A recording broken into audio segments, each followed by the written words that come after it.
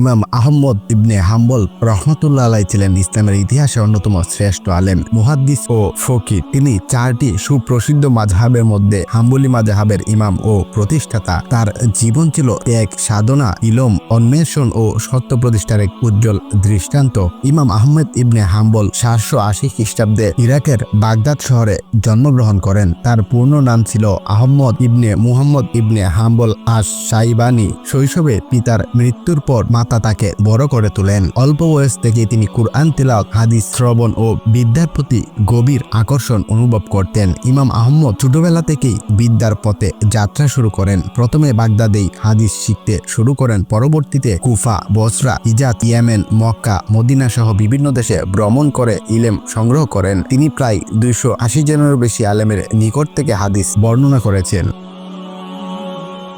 তার অন্যতম প্রধান শিক্ষক ছিলেন ইমাম শাফি রহমতুল্লাহ আলাইহি। ইমাম শাফির সান্নিধ্যে এসে তিনি কেবল হাদিস নয়, ফিকহ ও কিয়াস সম্পর্কেও জ্ঞান অর্জন করেন। যদিও তিনি নিজের মাযহাব প্রতিষ্ঠা করেন, তবু শাফির প্রতি তার গভীর শ্রদ্ধা ছিল। ইমাম আহমদকে সর্বাধিক পরিচিত করেছেন তার বিখ্যাত হাদিস সংকলন মুসনাদে আহমদ। এতে প্রায় 30,000 হাদিস সংকলিত হয়েছে। এই গ্রন্থ ইসলামী জ্ঞানের অমূল্য ভাণ্ডার, যা যুগে যুগে আলেমেরা ব্যবহার করেছেন। তিনি হাদিস বর্ণনার ক্ষেত্রে অত্যন্ত সতর্ক ছিলেন। তিনি দুর্বল বা অপ্রমাণিত হাদিস বর্ণনা করা থেকে সর্বদা বিরত থাকতেন। ইমাম আহমদ ইবনে হাম্বল ফিকহে কুরআন ও সহিহ হাদিসকে সর্বাধিক গুরুত্ব দিয়েছেন। তার মাযহাবে কিয়াস ও ব্যক্তিগত মতবাদের ব্যবহার খুবই সীমিত। এজন্য হাম্বলি মাযহাবকে বলা হয় আহলে হাদিস দ্বারা। তিনি বিশ্বাস করতেন মানুষের জন্য সর্বোত্তম পথ হলো কুরআন ও সহিহ সুন্নাহ অনুসরণ করা। ইমাম আহমদ ইবনে হাম্বলের জীবনের সবচেয়ে কঠিন অধ্যায় ছিল মিহনা বা পরীক্ষার সময়কাল।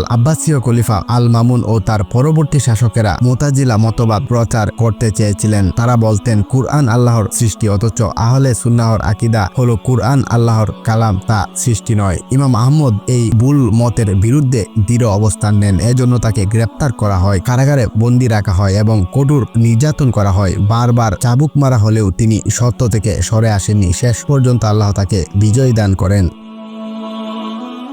খলিফার মৃত্যুর পর নতুন শাসক তাকে মুক্তি দেন এবং তার মর্যাদা সমগ্র মুসলিম সমাজে ছড়িয়ে পড়ে। ইমাম আহমদ ছিলেন অত্যন্ত সাদাসিধে, নীতিবান ও আল্লাহ ভীরু। তিনি কখনো অন্যায়ের সাথে আপোষ করেননি। তার দরিদ্রতা ছিল জীবনের স্থায়ী সঙ্গী, কিন্তু তাতে তিনি কখনো অসন্তুষ্ট হননি। তিনি বলেন, দুনিয়ার কষ্ট ধৈর্যের সাথে সহ্য করো, কারণ জান্নাত লাভ করা সহজ নয়। ইমাম আহমদ ইবনে হাম্বল 855 খ্রিস্টাব্দে বাগদাদে ইন্তিকাল করেন। তার জানাজায় কয়েক লাখ মানুষ অংশগ্রহণ করেন, যা প্রমাণ করে মুসলিম উম্মাহ তাকে কতটা ভালোবাসত। ইমাম আহমদ ইবনে হাম্বলের জীবন আমাদের শেখায় সত্যের পথে দৃঢ় থাকতে, জ্ঞান অন্বেষে পরিশ্রম করতে এবং কুরআন সুন্নাহকে আঁকড়ে ধরতে। তিনি শুধু একজন আলেমই নন, বরং সাহস, ঈমান ও ত্যাগের এক অনন্য প্রতীক।